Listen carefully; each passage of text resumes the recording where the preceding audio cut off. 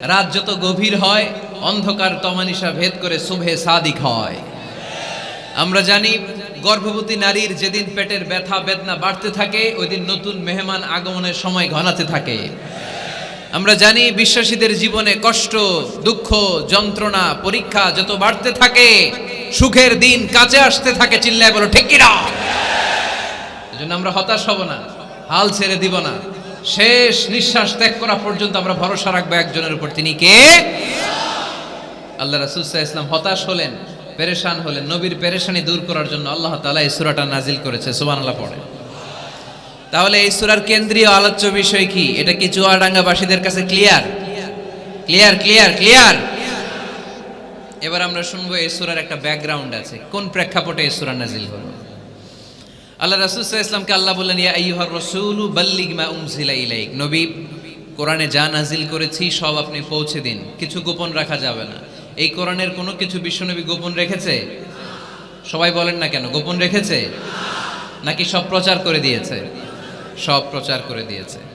হঠাৎ করে হেরা গুহায় বিশ্বনবীর কাছে নাজিল হলো, ইকরা বিসমি রাব্বিকাল্লাযী খালাক খালাকাল ইনসানা মিন আলাক ইকরা ওয়া রাব্বুকাল আকরামুল্লাযী আল্লামা বিল কলম আল্লামাল ইনসানা মা লাম ইয়ালাম। পড়েন সুবহানাল্লাহ। আল্লাহ নাজিল করলেন, নবী পড়ো, তোমার প্রভুর নামে যিনি সৃষ্টি করেছেন, তুমি যা জানতে না তা তোমার রব তোমারে শিখিয়েছেন, কলমের মাধ্যমে তোমাদেরকে জ্ঞান দিয়েছেন। সুবহানাল্লাহ। ইকরা বিসমি রাব্বিকাল্লাযী খালাক, read in the name of your lord who has created. পড়ো তোমার প্রভুর নামে। কোরআনের প্রথম বাণী পড়ো। কোরআনের প্রথম বাণী কি? সবাই বলেন, প্রথম বাণী কি? আল কোরআনের প্রথম বাণী পড়ো, আল হাদিসে নবীর কথা পড়ো। আল কোরআনের প্রথম বাণী পড়ো, আল হাদিসে নবীর কথা পড়ো। পড়ে পড়ে শেখো, শিখে শিখে তুমি তোমার নিজের জীবন গড়ো। সুবহানাল্লাহ পড়ে। পড়ে পড়ে নিজের জীবন গড়তে হবে। নাজিল হলো ইকরা বিসমি রাব্বিকাল্লাযী খালাক, যা নাজিল হলো নবী প্রচার করে দিলেন। এরপরে আরেক সূরা নাজিল হলো, ইয়া আইয়ুহাল মুযাম্মিল কুমিল লাইলা ইল্লা কালিলা, বিশ্বনবী প্রচার করে দিলেন। এরপরে নাজিল হলো, ইয়া আইয়ুহাল মুদ্দাসসির কুম ফাআনজির, বিশ্বনবী প্রচার করে দিলেন। যাই প্রচার নাজিল হয় তাই তিনি প্রচার করে দেন, যাই নাজিল হয় তাই তিনি প্রচার করে দেন। এরকম চলতে থাকলো কিছুদিন, কিন্তু হঠাৎ করে আর কোনো কোরআনের আয়াত নাজিল হয় না, ওহী আসা বন্ধ হয়ে গেল। ফলে নবীও নতুন কোনো কথা মক্কার লোকদেরকে শোনাতে পারে না। মক্কার লোকেরা বলল, ঘটনা কি মুহাম্মদ? নতুন নতুন আয়াত এতদিন বলতা, এখন বলো না কেন? বলো। বিশ্বনবী বলতে পারে না, কারণ বিশ্বনবী কি মন গড়া কোনো কথা বলে? সবাই যদি বুঝে থাকেন উত্তর দেন, বিশ্বনবী কি মন গড়া কথা কোনোদিন বলেছে? রব্বুল আলামিন বলেন, ওয়ামা ইয়ানতিকু আনিল হাওয়া ইন হুয়া ইল্লা ওয়াহয়ুন ইউহা। আমার নবী মন গড়া কোনো কথা বলেন না। আমার পয়গম্বর মন মস্তিষ্ক কোনো প্রসূত কথা তোমাদের কাছে পেশ করে না। আকাশ থেকে জিব্রাইল মারফত যা তিনি শুনতে পান তা তিনি মক্কাবাসীদের কাছে পৌঁছে দেন। সুবহানাল্লাহ। তো নাজিল হতো, নবী পৌঁছে দিতেন। এখন বন্ধ, পৌঁছাতে পারে না। সাইয়েদনা জিব্রাইল আলাইহিস সালাম আর কোরআন নিয়ে আসে না। রাসূল সাল্লাল্লাহু আলাইহি ওয়াসাল্লাম নতুন কোনো কথা শোনাতেও পারে না। মক্কার লোকেরা হাসাহাসি শুরু করলো, হাততালি দিতে শুরু করলো, মুহাম্মদ তোমার আল্লাহ তোমারে বর্জন করেছে, তোমার আল্লাহ তোমারে ভুলে গেছে। নাউজুবিল্লাহ পড়তে পারলেন না? ইন্না মুহাম্মাদান ওয়াদ্দাআহু রাব্বুহু ওয়া ক্বালা। এই মক্কার লোকেরা শোনো, মুহাম্মদের রব তো মুহাম্মদের ভুলে গেছে, মুহাম্মদের দিকে ফিরেও তাকায় না, আর নতুন কোনো আয়াত পাঠায় না। আবু লাহাবের স্ত্রী উম্মে জামিল বলতে শুরু করলো, ইন্না শাইতানাকা কাদ তারাক। মুহাম্মদ তোমার কাছে যে একটা শয়তান আসতো জিব্রাইল নামে, ওই শয়তানটা আর আসে না। না, নাউজুবিল্লাহ পড়েন। সবাই টিটকারি করে। এখন রাসূল সাল্লাল্লাহু আলাইহি ওয়াসাল্লাম কিছু বলতেও পারে না, কারণ তিনি তো মন গড়া কিছু বলেন না, যা নাজিল হয় তা পৌঁছে দেন। রাসূল সাল্লাল্লাহু আলাইহি ওয়াসাল্লাম খুব পেরেশান হয়ে গেলেন, চিন্তায় পড়ে গেলেন, হতাশ হয়ে গেলেন। আর মনে মনে ভাবলেন, কি রে, আমি কোনো ভুল করলাম না তো? আমার কোনো অন্যায় হয়ে গেল না তো? এত অপেক্ষা করতেছি, আকাশের দিকে তাকিয়ে আছি, নতুন আয়াত আসে না কেন? আমি কবে নতুন আয়াত শোনাবো? কোনো তাফসিরে এসেছে 15 দিন, কোথাও এসেছে 25 দিন, 40 দিন, কোথাও এসেছে কয়েক মাস। আল্লাহ রাসূল সাল্লাল্লাহু আলাইহি ওয়াসাল্লামের কাছে কোরআনের আয়াত নাজিল করাকে বন্ধ রেখেছিল কে? নাজিল হয় না, তিনি কোরআনের আয়াত শোনাতেও পারেন না। আমরাও মাঝে মাঝে এরকম হতাশ হই, কি রে ব্যবসা করলে লস, চাকরি হয় না, অসুস্থতা, মনে হয় আল্লাহ বোধহয় আমাদেরকে পছন্দ করে না, এরকম টেনশন আমাদেরও আছে না নাই? রাসূল সাল্লাল্লাহু আলাইহি ওয়াসাল্লাম যখন টেনশনে পড়ে গেলেন, আল্লাহ তাআলা এই সূরা নাজিল করার মধ্য দিয়ে আল্লাহ রাসূল সাল্লাল্লাহু আলাইহি ওয়াসাল্লামের টেনশন দূর করে দিলেন। চিল্লায় পড়েন সুবহানাল্লাহ। রাসূল সাল্লাল্লাহু আলাইহি ওয়াসাল্লামের পেরেশানি দূর করার জন্য আল্লাহ নাজিল করলেন ওয়াদ-দুহা ওয়াল-লাইলি ইযা সাজা মা ওয়াদ্দাআকা রাব্বুকা ওয়া মা ক্বালা। ওয়াদ-দুহা আলোর শপথ, ওয়াল-লাইলি ইযা সাজা নিঝুম নিস্তব্ধ রাতের শপথ। সুবহানাল্লাহ পড়েন। প্রথমে আল্লাহ দুইটা কসম কাটলেন। কয়টা? দুইটা। প্রথমে দোহা, প্রভাতের সূর্য কিরণের শপথ, আলোর শপথ। এরপরে অন্ধকারের শপথ কাটলেন। আলোর শপথ দিয়ে আল্লাহ তাআলা ওহী আশাকে বুঝালেন, আর অন্ধকারের শপথ দিয়ে আল্লাহ ওহী না আশাকে বুঝালেন। আল্লাহ বুঝাতে চাইলেন, নবী সব সময় আলো থাকলে ভাল লাগে না। 24 ঘন্টায় যদি সূর্যের আলো, এখনো সূর্যের আলো, সকালেও সূর্যের আলো, খালি আলো আর আলো, ভাল লাগবে? কথা বলেন না কেন? আবার 24 ঘন্টায় ঘুটঘুটে অন্ধকার, কোনো আলো টালো নাই, ভাল লাগবে? তার মানে জীবন চালাতে আলোরও দরকার, অন্ধকারেরও দরকার। বিশ্বনবীরে বুঝাতে চাইলেন, নবী ওহী আসা যেমনি দরকার, মাঝে মাঝে ওহী বন্ধ রেখে আপনার একটু বিশ্রাম দেওয়াও দরকার। সুবহানাল্লাহ পড়েন। সরকারি চাকরি যারা করেন, সপ্তাহে কয়দিন জব করেন? জোরে বলেন। 5 দিন। বাকি 2 দিন কি করেন? বিশ্রাম নেন, ছুটিতে থাকেন। 7 দিনে যদি কাজ করা লাগতো, ভাল লাগতো? কথা বলেন না কেন? ভাল লাগতো না। আবার 7 দিনে যদি ছুটি থাকতো, ভাল লাগতো না। তার মানে কাজেরও যেমনি দরকার, বিশ্রামেরও দরকার, ঠিক কিনা? আল্লাহ বুঝাতে চাইলেন, নবী কাফেরদের কথায় কান দিবেন না। ওরা বলে আমি আপনারে ভুলে গিয়েছি। না না, কোশ্চিন কালেও না। আমি আপনারে কেমন করে ভুলে যাই? আপনি আমার বন্ধু। আমি ইচ্ছা করেই ওহী নাজিল বন্ধ রেখে কিছুদিন আপনারে ছুটি দিলাম। আল্লাহর পক্ষ থেকে আমি আপনার জন্য বিশ্রামের ব্যবস্থা করে দিয়েছি। নবী বিশ্রামের ব্যবস্থা করে দিলাম, কারণ প্রতিদিন ওহী নাজিল হলে এটা পৌঁছে দেওয়া, এটা চারটেখানি কথা নয়। ওহীর বাণী, এটা কোনো মন্ত্রীর বাণী না। ওহীর বাণী, এটা কোনো প্রেসিডেন্টের বাণী না। ওহীর বাণী প্রধানমন্ত্রীর বাণী না। ওহীর বাণী রাজা বাদশার বাণী নয়। ওহীর বাণী আমাদের কাছে পাঠিয়েছে কে?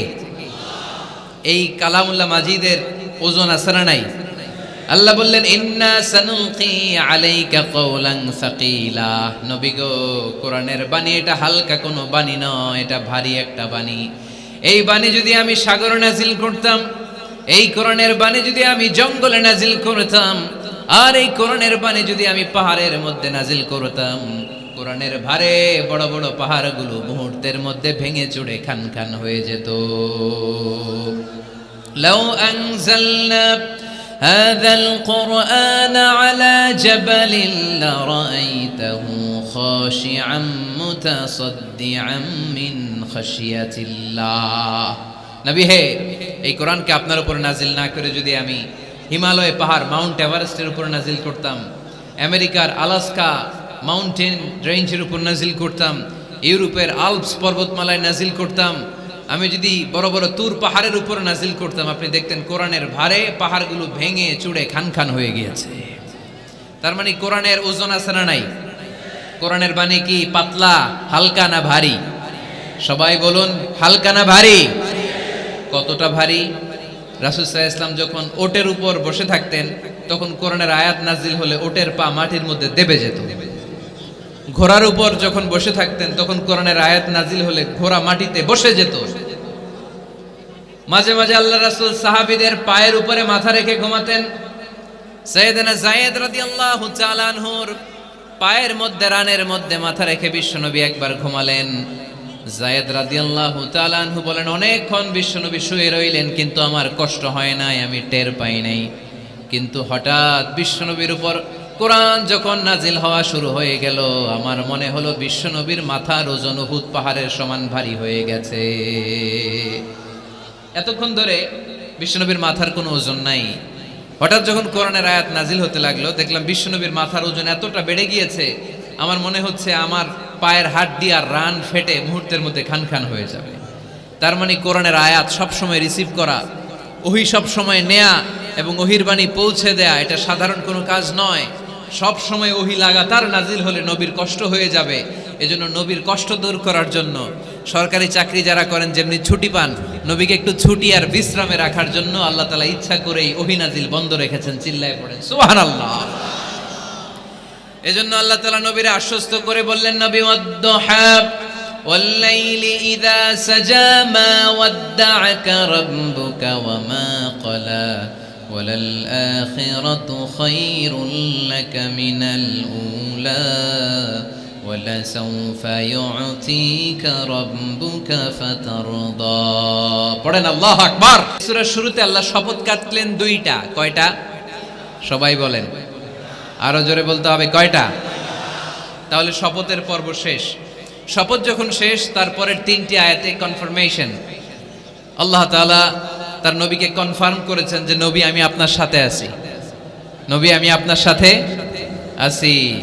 এই এলাকার ওসি সাহেব যদি আপনারে বলে আমি আপনার সাথে আছি, সাহস লাগবে না? এসপি সাহেব যদি বলে আপনার সাথে আছি, সাহস লাগবে না? এমপি সাহেব যদি বলে সাথে আছি, সাহস লাগবে? প্রধানমন্ত্রী যদি বলে ভয় নাই সাথে আছি, সাহস লাগবে না? ডোনাল্ড ট্রাম্প যদি বলে ভয় নাই সাথে আছি, সাহস লাগবে? আর রাজাদিরাজ মালিকুল আমলাক, গোটা বিশ্বের সব রাজাদের রাজা মহারাজা আল্লাহ যদি বলে সাথে আছি, সাহস লাগে কি লাগে না? বিশ্ব নবীরে সাহস যোগালেন। পরের তিনটা আয়াতে আল্লাহ তাআলা নবীরে বললেন, নবী ভয় নাই, never lose hope, never give up, never be frustrated, আর হতাশ হবেন না, আমি আপনার সাথে আছি। চিল্লায় পড়েন সুবহানাল্লাহ। তারপরের তিন আয়াতে দিলেন তিনটা রিমাইন্ডার, নবী আপনারে কি কি নিয়ামত দিছি শোনেন, এগুলো মনে রাখেন, ভুলে যায়েন না। আর সর্বশেষ তিনটা আয়াতে তিনটা ওয়ার্ক প্ল্যানস, মানে গাইডলাইন, কর্মসূচি দিয়ে আল্লাহ সূরাটারে শেষ করেছেন। পড়েন আলহামদুলিল্লাহ। দুইবার যখন আল্লাহ শপথ করলেন, আলোর শপথ, অন্ধকারের শপথ, তারপরে আল্লাহ কনফার্মেশন করে বললেন, নবী মা ওয়াদ্দা'আকা রাব্বুকা ওয়া মা ক্বালা, নবী হে আমি আপনারে ভুলি নাই, আমি আপনারে ছাড়ি নাই।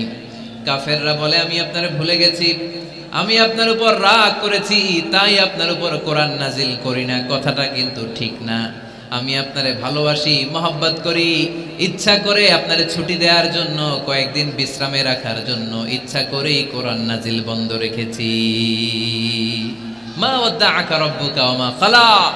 কাফেরদের কথার জবাবে তিনি বলছেন, না আমি আপনারে ভুলি নাই, আমি আপনার সাথে আছি। সুবহানাল্লাহ পড়েন। সাথে আছে কে? আরো জোরে বলেন। রাস্তায় হঠাৎ অ্যাক্সিডেন্ট হয়ে গেছে, বাঁচাবে কে? বলতে হবে সাথে আছে কে? আমাদের সাথে আল্লাহ আছে। এরপর আল্লাহ বললেন, ওয়ালাল আখিরাতু খায়রুল লাকা মিনাল উলা। ও নবী, মক্কার জীবনে সাময়িক একটু কষ্ট আপনি সহ্য করেন, মদিনার জীবনে আপনার জন্য আনন্দ রেখেছে কে? আখিরাতে আপনার জন্য জান্নাতকে তৈরি রেখেছে কে? ওয়ালাল আখিরাতু খায়রুল লাকা মিনাল উলা। আরেকটা কনফার্মেশন, আরেকটা অ্যাসিউরেন্স, আরেকটা নিশ্চয়তার গ্যারান্টি, নবী indeed verily hereafter is far better for you than this dunya. এই দুনিয়ার চেয়ে আখিরাত উত্তম, ঠিক কি না? আখিরাত আপনার জন্য তৈরি, এই দুনিয়ার জীবন আপনার আসল জীবন নয়। আসল জীবন হচ্ছে কবরের জীবন, ঠিক কি না? একদিন মাটির ভেতরে হবে ঘর, রে মন আমার কেন বাঁধো দালান ঘর, রে মন আমার কেন বাঁধো দালান ঘর। প্রাণ পাখি উড়ে যাবে পিঞ্জর ছেড়ে, ধরা ধামে সবই রবে তুমি যাবে চলে। বন্ধু বান্ধব যত মাতা পিতা দ্বারা সুত, বন্ধু বান্ধব যত মাতা পিতা দ্বারা সুত, সবই হবে তোমার পরে। মন আমার কেন বাঁধো দালান ঘর, একদিন মাটির ভেতরে হবে ঘরে। মন আমার কেন বান্ধ দালান ঘর, ঠিক কি না? মাটির ঘর আসল ঘর। এই ছোট্ট 2 লাইনের নাশিদ, এই গানটাই আমাদের হেদায়েতের জন্য যথেষ্ট, তাই না? কত কষ্ট করে বিল্ডিং বানালাম, কত কষ্ট করে ফ্ল্যাট কিনলাম, কত দামি টাইলস দিয়ে আমার গোসলখানাটা বানালাম, কিন্তু আমার জীবনের শেষ গোসলটা কি আমার ওই গোসলখানায় হবে? চিল্লায় বলতে হবে, হবে। এজন্য আল্লাহ বললেন, ওয়ালাল আখিরাতু খায়রুল লাকা মিনাল উলা। ও নবী, দুনিয়ার জীবন আসল জীবন নয়, আসল জীবন হলো আখিরাতের জীবন, ঠিক কি না? কিন্তু আমরা পাগল হয়ে আছি কোন জীবনের জন্য? দুনিয়ার পিছনে, এই মরিচিকা, এই লোভ লালসা, এই ক্ষমতার দাপট, হ্যাঁ, এই সেলিব্রিটিজম, এই চোখ ধাঁধালো গ্ল্যামারাস লাইফের দিকে আমরা পাগলের মতো মরিচিকার পেছনে ছুটে বেড়াচ্ছি, আর আখিরাতের কথা আমরা বেমালুম ভুলে গিয়েছি, ঠিক কি না?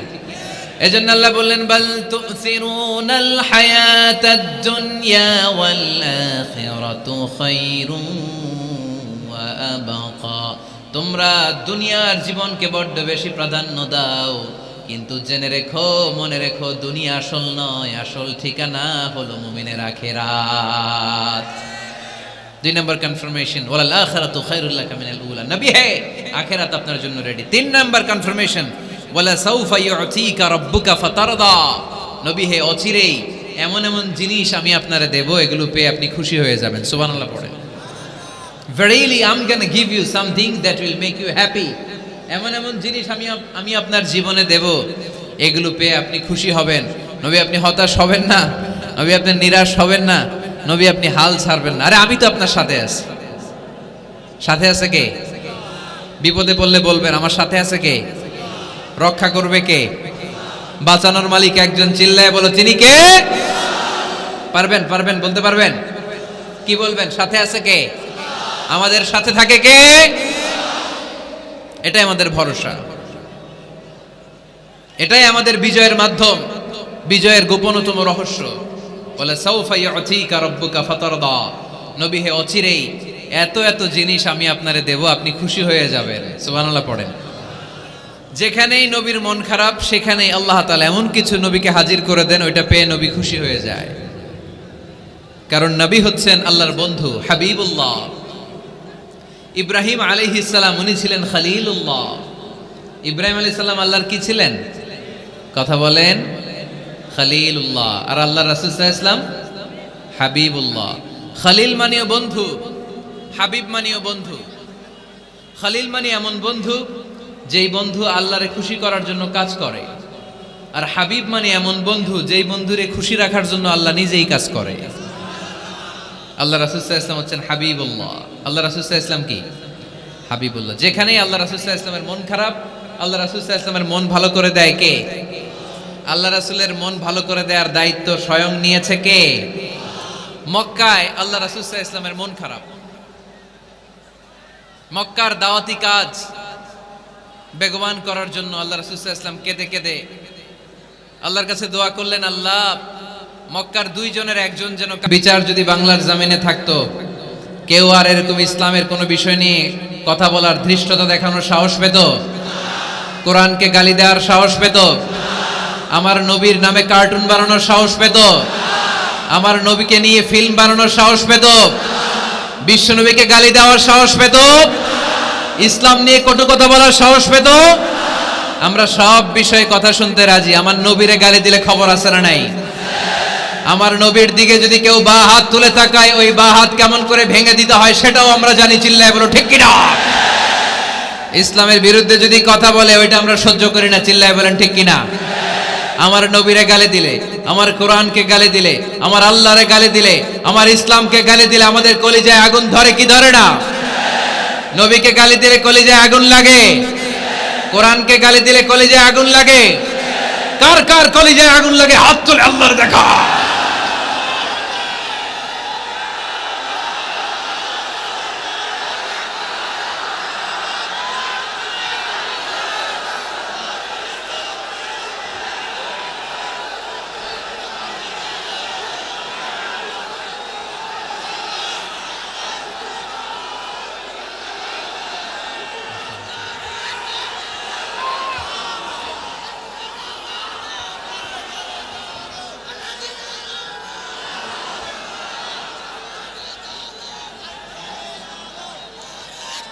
আমাদের এই উচ্ছ্বাস আল্লাহ রাসূলের ভালোবাসা, কোরআনের ভালোবাসা, ইসলামের ভালোবাসা, আল্লাহর জন্য ভালোবাসার এই উচ্ছ্বাস, এই সতেজতাকে আল্লাহ তুমি ইসলামের বিজয়ের জন্য কবুল করে নাও।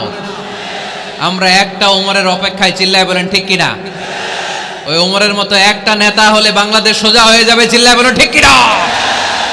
ওই ইমাম মাহাদির অপেক্ষায় আমরা আছি। 7 বছরের ব্যবধানে, 9 বছরের ব্যবধানে গোটা বিশ্বকে সাম্য, মৈত্রী, ভালোবাসা দিয়ে তিনি এক করে ফেলবেন, চিল্লায় বলে ঠিক কিনা? আমরা সেই ইমাম মাহাদির অপেক্ষায়। একজন ওমরই পারে গোটা বিশ্বটারে শান্তি, সাম্য, মানবতা আর ভ্রাতৃত্বের বন্ধনে অটুট রাখতে। সে ওমরে ফারুক যখন ইসলাম ধর্ম গ্রহণ করলেন, বিশ্বনবীর পেরেশানি দূর করে দিল কে? এজন্য আল্লাহ বললেন, ওয়ালা সাউফা ইউতিকা রাব্বুকা ফাতারদা। ও নবী, অচিরে এমন কিছু আমি আপনারে দান করব, এগুলো পেয়ে আপনি খুশি হয়ে যাবেন। সুবহানাল্লাহ পড়েন। যেখানেই নবী পেরেশান, ওইখানে নবীর মন ভালো করে দেয় কে? মক্কা থেকে 80 কিলোমিটার দূরে তায়েফের ময়দান। যারা হজ উমরা করেছেন তারা জানেন, প্রায় 80 কিলোমিটার দূর এই তায়েফের ময়দানে বিশ্বনবী পাহাড়ি পথ পাড়ি দিয়ে দাওয়াত দিতে গেলেন। তায়েফের লোকেরা কি নবীর দাওয়াতে সাড়া দিয়েছে? নবীকে পাথর মেরেছে, ঠিক কিনা? রক্তাক্ত করেছে 3টা জায়গায়। কয় জায়গায়? বিশ্বনবীর চাইতে সুন্দর মানুষ পৃথিবীতে ছিল? বিশ্বনবীর চাইতে সুন্দর মানুষ বর্তমানে পৃথিবীতে আছে? আমার নবীর চাইতে সুন্দর কোন সুপুরুষ কিয়ামত পর্যন্ত দুনিয়ায় জন্মগ্রহণ করবে? সাদা ধবধবে স্বচ্ছ শুভ্র মানুষ, এত সুন্দর মানুষ যার নুরানি চেহারা দেখলে মানুষ কালিমা পড়ে মুসলমান হয়ে যেত। বিশ্বনবীর চেহারা দেখে কাফির মুশরিকেরা কালিমা পড়ে মুসলমান হতো। আমার নবীর চেহারার মতো সুন্দর শুভ্র সাবলীল মানুষ দুনিয়ার বুকে দ্বিতীয়টা ছিল না। আমার ওই পেয়ারা নবীর গায়ে পাথর মেরেছে তায়েফের ছেলেরা। আমার নবীকে 3টা জায়গায় রক্তাক্ত করেছে, তারপরেও বিশ্বনবী তায়েফবাসীদের বদদুয়া দেয় নাই।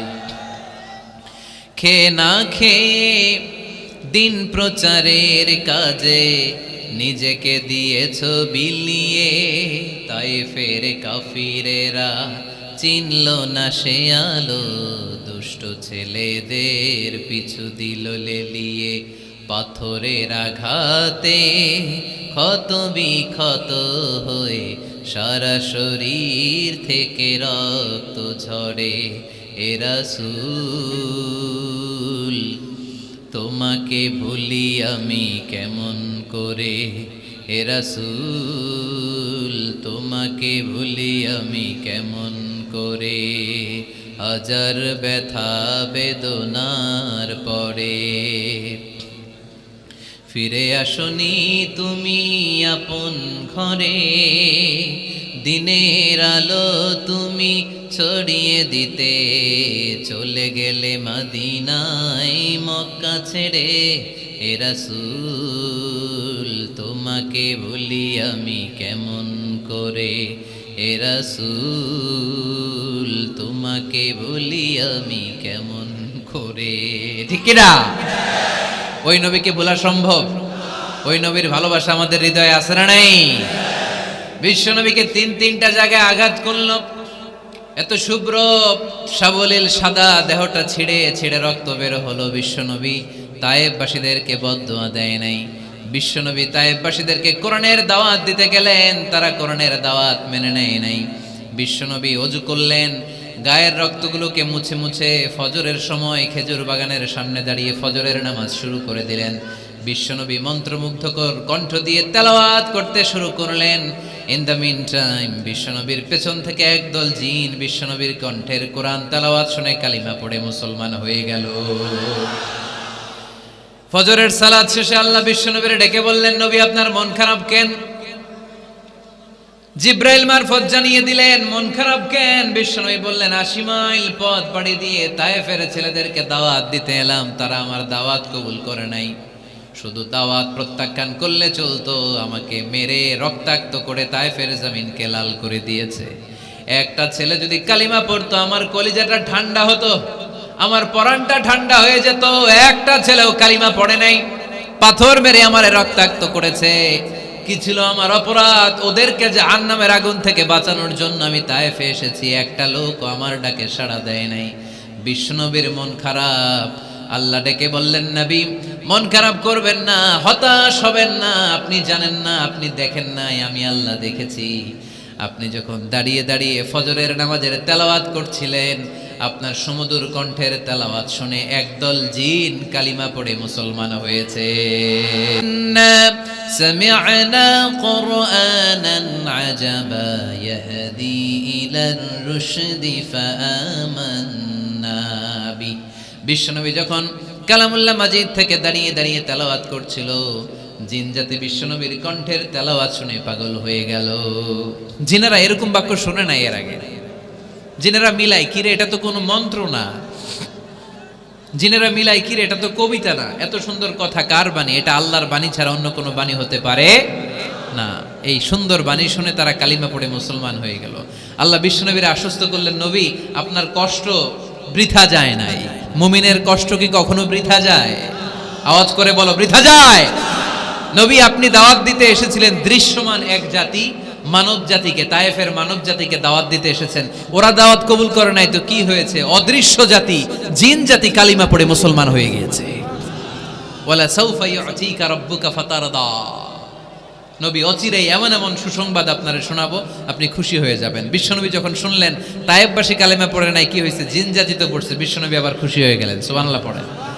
এইভাবে বিশ্বনবীর মন খারাপ হলে বিশ্বনবীর মন ভালো করে দেয় কে? মক্কার জমিনে বিশ্বনবীকে হত্যার ষড়যন্ত্র করা হলো। বিশ্বনবী আর থাকতে পারলেন না। বিশ্বনবীকে আল্লাহ বললেন, নবী আপনার জন্য আর গ্রিন সিগন্যাল নাই, মক্কা থেকে আপনাকে চলে যেতে হবে মদিনায়। আপনি চলে যান, আপনার বন্ধু আবু বকরকে নিয়ে হিজরত করে চলে যান।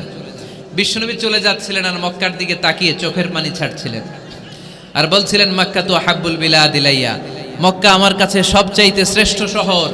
লাউলা উখরিজতু লামা খারাজতু মিনহা, মক্কা থেকে যদি আমারে বের করে দেয়া না হতো, আমি মক্কা থেকে বের হতাম না।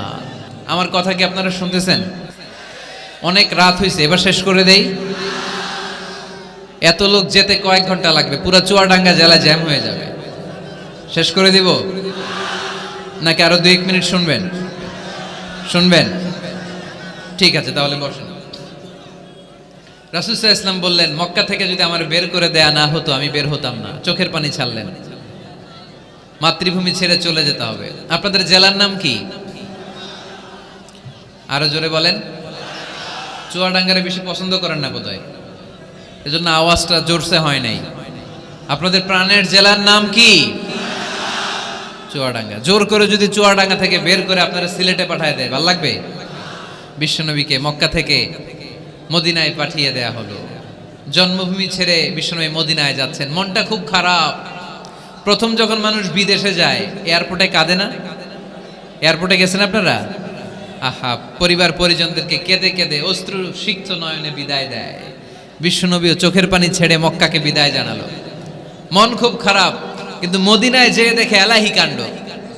মদিনার উপকণ্ঠে সানিয়াতুল ওয়াদা নামক জায়গায় আবাল বৃদ্ধ বনিতা দফ বাজিয়ে বাজিয়ে বিশ্বনবীরে ওয়েলকাম করতে শুরু করলো। তলাআল বাদরু আলাইনা মিন সানিয়াতিল ওয়াদা ওয়াজাবা শুকরু আলাইনা মা দাআ লিল্লাহি দা আইয়ুহাল মাবউসু ফিনা جئت من أمر المطاع جئت شرفت المدينة مرحبا يا خير دا যারা পারেন পড়েন। طلع البدر علينا من ثنيات الوداع وجب الشكر علينا ما دعا لله دا পড়েন না আল্লাহু আকবার। এই বিশাল জনসমুদ্র দেখে তলাল বদরু আলাইনা আর দফ বাজাতে বাজাতে নবীকে ওয়েলকাম ইন রিসিপশন দেয়া হলো। এই মদিনার মানুষের ভালোবাসা দেখে মক্কা থেকে যে তিনি চোখের পানি ছেড়ে বিদায় নিয়েছেন, এই দুঃখের কথা বিশ্বনবী ভুলে গেলেন। বিশ্বনবীর মনকে আবার খুশি করে দিল কে? সুবহানাল্লাহ কইতে পারলেন না? ওয়ালা সাউফা ইউতিকা রাব্বুকা ফাতারদা, নবী অচিরে এমন জিনিস আপনাকে আমি দান করব, আপনি খুশি হয়ে যাবেন। আবার বিশ্বনবী শুনতে পেলেন ওনার আগের পয়গম্বরদের বয়স ছিল কারো 1000 বছর, কেউ হায়াত পেত 2000 বছর, কেউ পেত 1500 বছর। তাদের উম্মতের মধ্যে থেকে কেউ বাঁচত 800 বছর, 700 বছর। বিশ্বনবী মনে মনে দুঃখ পেতে শুরু করলেন, হায় হায়, আমার উম্মতের গড় বয়স এত কম। আগের উম্মতেরা হায়াত পেয়েছে বেশি, ইবাদত করার সুযোগও পেয়েছে বেশি, আমার গুনাহগার উম্মতেরা হায়াত পাবে কম, তাই ইবাদতের সুযোগও তাদের কম। ঠিক কি না? আল্লাহ রাসূল সাল্লাল্লাহু আলাইহি ওয়াসাল্লাম ফরমান, আমারু উম্মতি মা বাইনা 60 ইলা 70। আমার উম্মতের গড় বয়স 60 থেকে 70। 60 থেকে 70 এর মধ্যে আমার উম্মতের বেশিরভাগ লোক মারা যাবে। ওয়া আকাল্লুহুম ইয়াজুযু যালিক, হাতে গোনা অল্প কয়েকজনই 70 এর বেশি হায়াত পাবে। আপনাদের চুয়াডাঙ্গার কি অবস্থা? কত হায়াত পায় মানুষ? 80 বছর বয়স পেয়েছেন এরকম কেউ আছে নাকি আজকের মাহফিলে? 80 বছরের মুরব্বী কেউ আছেন? নাই। 70 বছর হায়াত পেয়েছেন কেউ আছে? হ্যাঁ, আছে। 60 বছর বয়স আছে? 60 বছর আছেন। 50 আছে কার কার দেখি? 50। টরিক ভাইয়ের বয়স কত? শহীদ ভাই বয়স কত চলে? 50। মাশাআল্লাহ, আরো 50 বছর আল্লাহ বাঁচায় রাখো। সবাই পড়ি আমিন। তো রাসূল সাল্লাল্লাহু আলাইহি ওয়াসাল্লাম চিন্তিত হলেন, হায় রে, আগের উম্মতেরা হায়াত পাইতো 1000 বছর, 1500 বছর, আমার উম্মত 60 থেকে 70 এর মধ্যে সব মরে যাবে। ওরা ইবাদত করার সুযোগ পেয়েছে বেশি, আমার উম্মতের কি হবে? সুবহানাল্লাহ কইবেন না? কি দরদ আমাদের জন্য, কি মায়ার নবী, কি দয়ার নবী। আমার নবীর চাইতে দয়ালু মানুষ পৃথিবীতে ছিল? আমার নবীর চাইতে বিশ্বস্ত মানুষ পৃথিবীতে আছে? আহমদ বড় বিশ্বস্ত, সে কোন বন্ধু বলো বেশি বিশ্বস্ত, সে কোন বন্ধু বলো বেশি বিশ্বস্ত। কার কাছে মন খুলে দেয়া যায়, কার কাছে প্রাণ খুলে দেয়া যায়, হওয়া যায় অতি আশ্বস্ত। তার নাম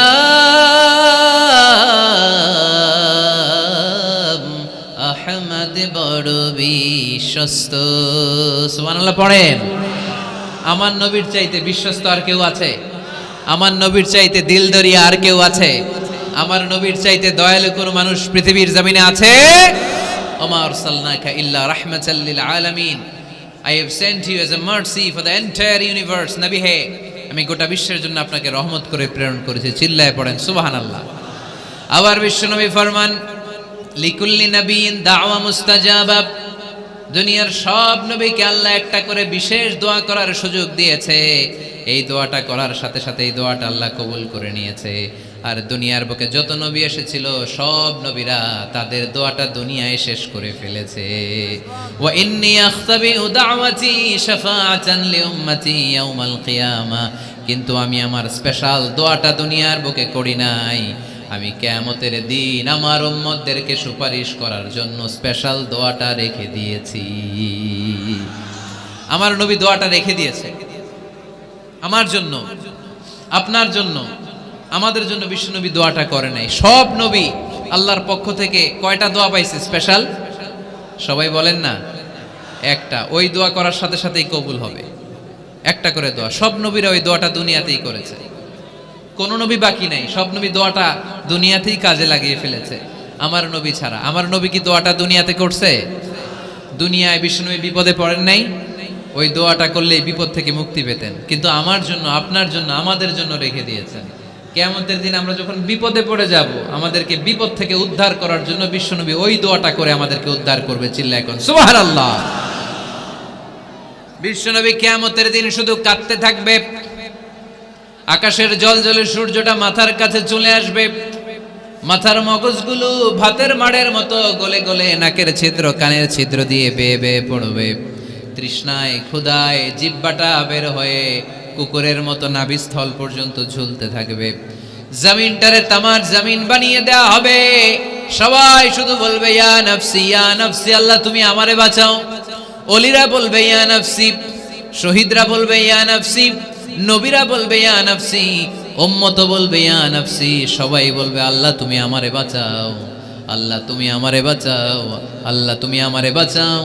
ঠিক ওই মুহূর্তে বিশ্বনবী পিয়ারা নবী মাকামে মাহমুদে সেজদায় পড়ে কাঁদবে।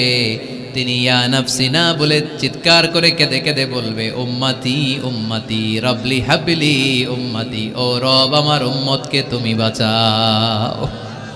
পুরো কিয়ামত জুড়ে চিৎকার ইয়া নাফসি আল্লাহ আমারে বাঁচাও। বিশ্বনবী বলবে ইয়া উম্মতি আল্লাহ উম্মতরে বাঁচাও। সুবহানাল্লাহ পড়বেন না? বিশ্বনবী মাথা তুলবেন না।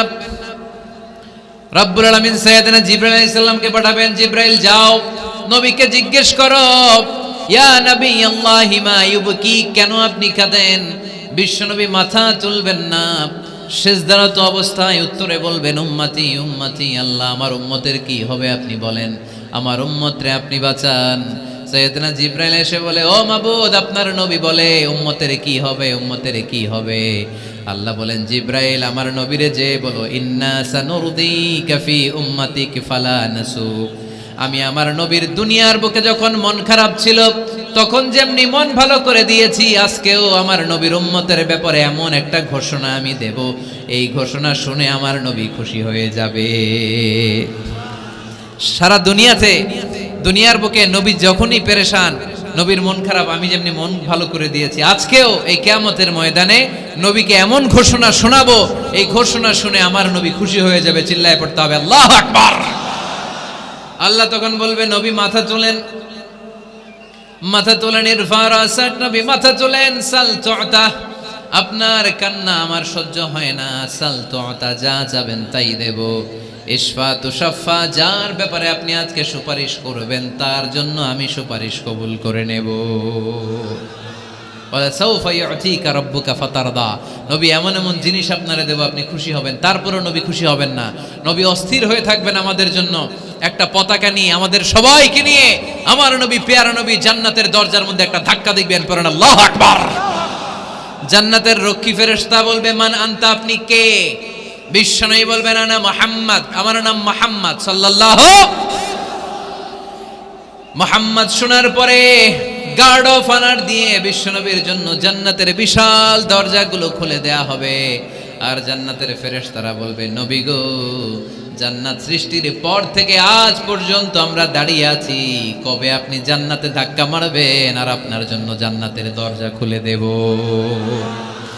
আপনার আগে যেন কারো জন্য জান্নাতের দরজা খোলা না হয়, এ ব্যাপারে আমাদেরকে কঠোর নির্দেশনা দিয়েছে কে? বিশ্বনবী লক্ষ লক্ষ কোটি কোটি উম্মতে মুহাম্মাদিকে নিয়ে সেদিন জান্নাতের ভেতরে যখন ঢুকবেন তখন বিশ্বনবীর মনটারে খুশি করে দিবে কে? ওয়ালা সাউফা ইউতিকা রাব্বুকা ফাতারদা, নবী হে এমন এমন জিনিস আপনারে আমি দান করব, আপনি খুশি হয়ে যাবেন। তার মানে মন খারাপ হলে নবীর মন ভালো করে কে? জোরে বলতে হবে। আপনারা ঘুমায় গেছেন, ঘুম ধরছে, কষ্ট হচ্ছে, ঝিমায়ে পড়েছে মুসলমান, চিল্লায় পড়েন লিল্লাহে তাকবীর, লিল্লাহে তাকবীর, লিল্লাহে তাকবীর।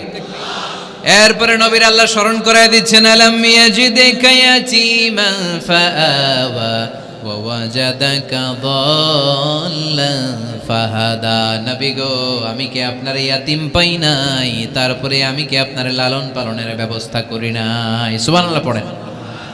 আমার নবী ইয়াতিম হয়ে বড় হয়েছে, জানেন? ইয়াতিম হয়ে লালিত পালিত হয়েছেন। তিনি যখন মায়ের পেটে বিশ্বনবীর বাবাকে নিয়ে গিয়ে তুলে নিয়েছে কে? 6 বছর বয়সে মাকে তুলে নিল কে? দাদা আব্দুল মুত্তালিবের কাছে লালিত পালিত হলেন। 8 বছর বয়সে দাদাকেও নিয়ে গেল কে? এরপরে ইয়াতিম নবী চাচার কাছে লালিত পালিত হলেন। সুবহানাল্লাহ পড়েন।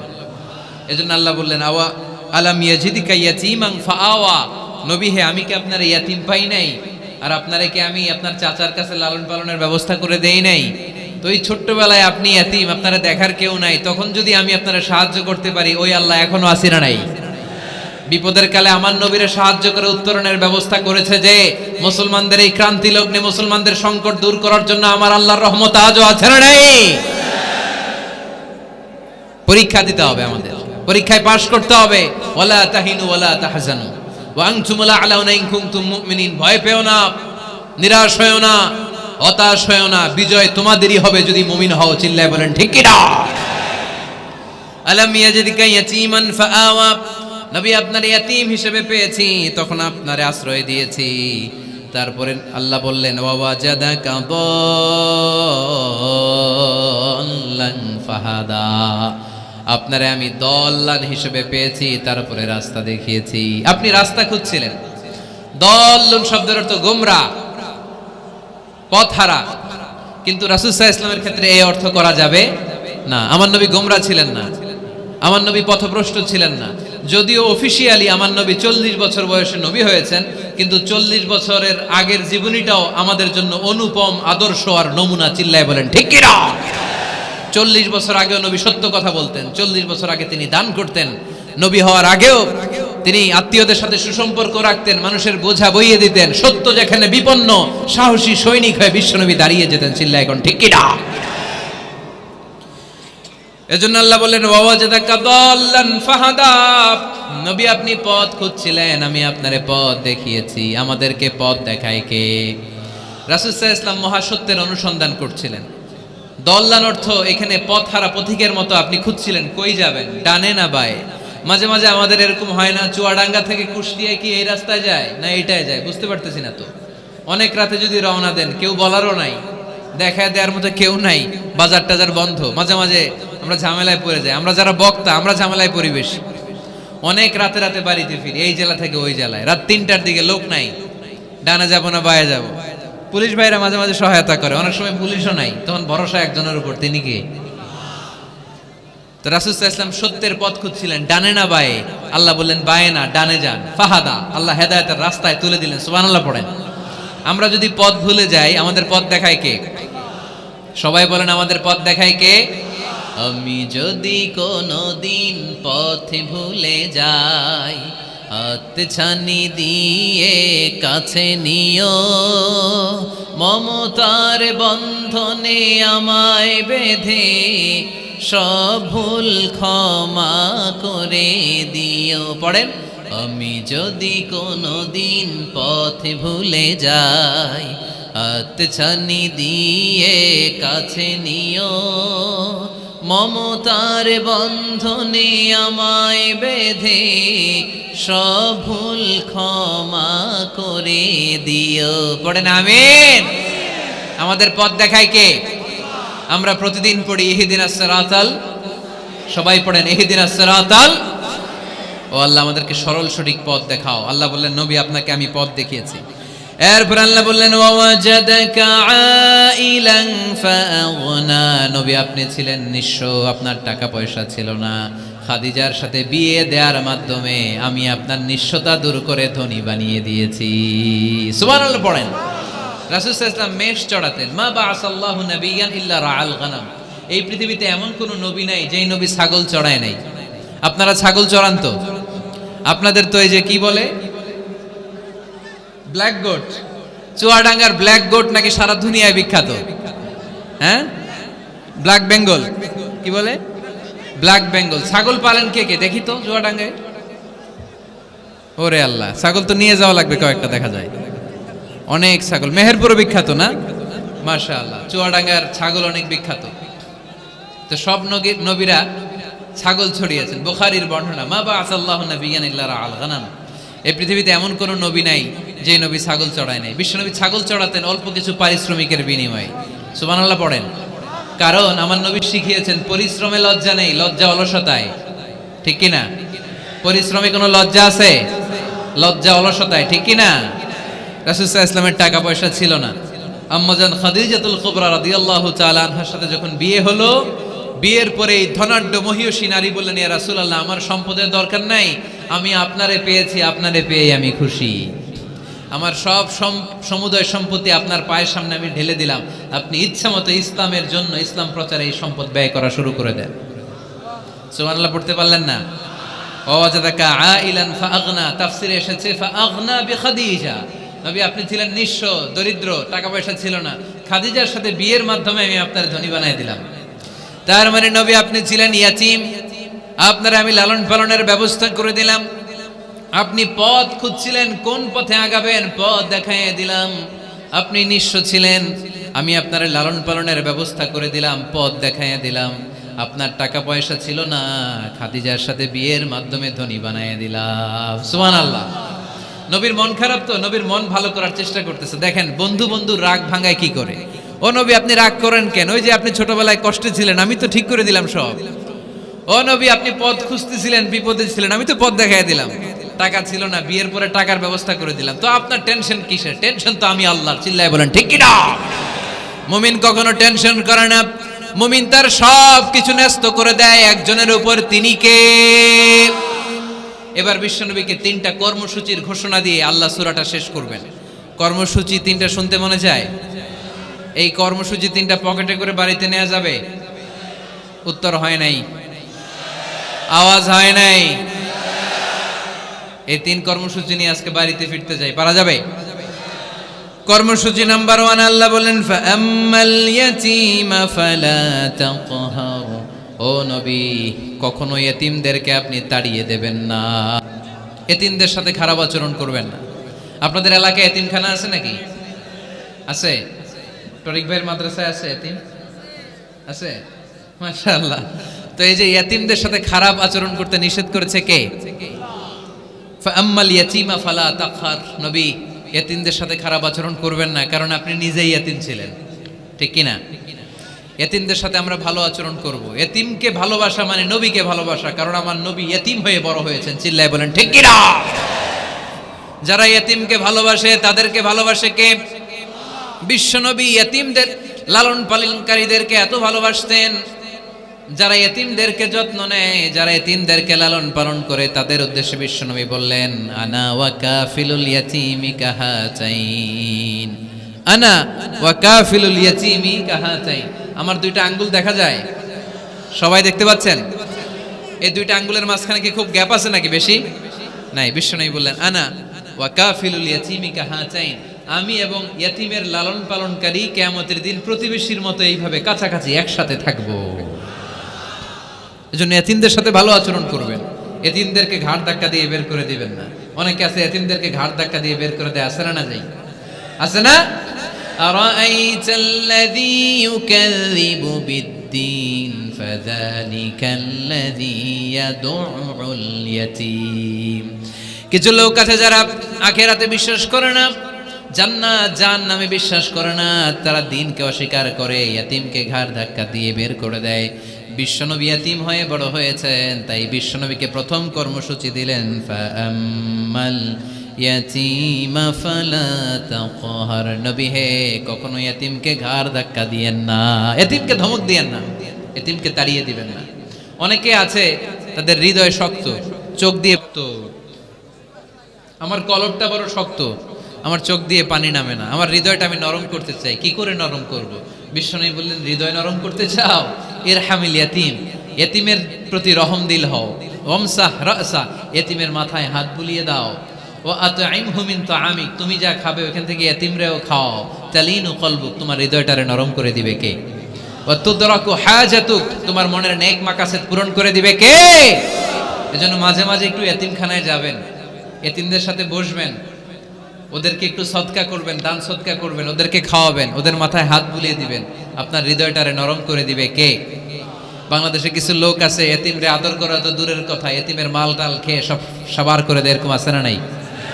এতিমের সম্পদ খেয়ে ফেলে এরকম ডাকাইত আছে না নাই? ভাই মারা গিয়েছে, ভাতিজা আহা, মরার আগে ভাই তার আরেক ভাইকে সম্পদ দিয়ে গেল, আমার ছেলেটারে দেখো এতিম, ছেলের তো কিছু দেয় নাই, ভাতিজার জন্য তো কিছু রাখেই নাই, সব খেয়ে শেষ করে ফেলছে, এরকম আছে না নাই?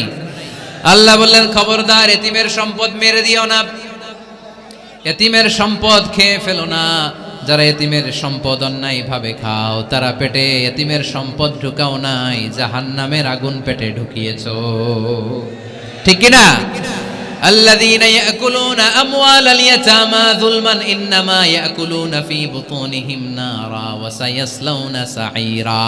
যারা এতিমের সম্পদ অন্যায় ভাবে খায়, তারা এতিমের সম্পদ খায় নাই, খেয়েছে জাহান্নামের আগুন। কার কথা? আরো জোরে বলেন কার কথা?